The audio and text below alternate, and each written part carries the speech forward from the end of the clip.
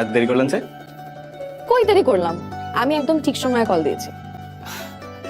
আচ্ছা, আপনার নামটা যেন কি, আমি ভুলে গেছি।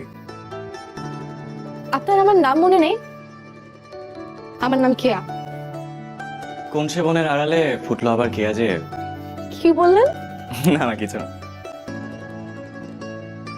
রায়হান, আমি অনেকদিন ধরে আপনাকে চিনি, অনেকদিন ধরে আপনাকে লক্ষ্য করেছি।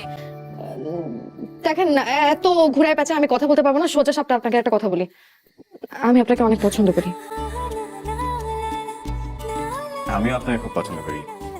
অপছন্দ করার কি আছে? এই পছন্দ কোনো স্বাভাবিক পছন্দ না, তাহলে কি অস্বাভাবিক? উম, বিশেষ পছন্দ বলতে পারেন। যেমন সুলতান মামার দোকানে দুশার চা আপনার বিশেষ পছন্দ, তেমন বিশেষ। সুলতান মামার দোকানের চা আমার পছন্দ, সেটাও আপনি জানেন? জানবো না কেন? সুলতান মামার দোকানে যে আপনি 378 টাকা বাকি রেখে এসেছেন, সেটাও আমি খুব ভালো করে জানি। কি আশ্চর্য, আপনি আমার এত খোঁজ খবর নিয়েছেন। আপনি যে বিশেষ, তাই আমাকে খাওয়াবেন একদিন দুশার চা? যদিও আমি চা পছন্দ করি না তেমন একটা, বাট আপনার সাথে দাঁড়িয়ে যদি এক কাপ চা খাওয়া যায় তাহলে আমার কোনো অসুবিধা নেই। অবশ্যই খাও।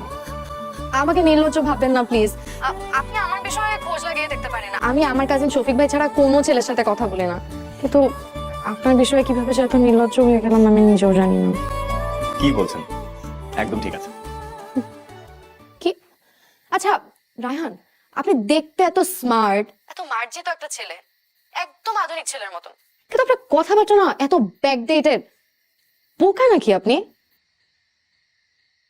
আচ্ছা কেয়া, আজ আমি একটু রাখি। কালকে, কালকে না, পরশুদিন সুলতান মামার দোকানে আপনার চা খাওয়া দাওয়াত, আসবেন? অবশ্যই আসবো, কেন আসবো না?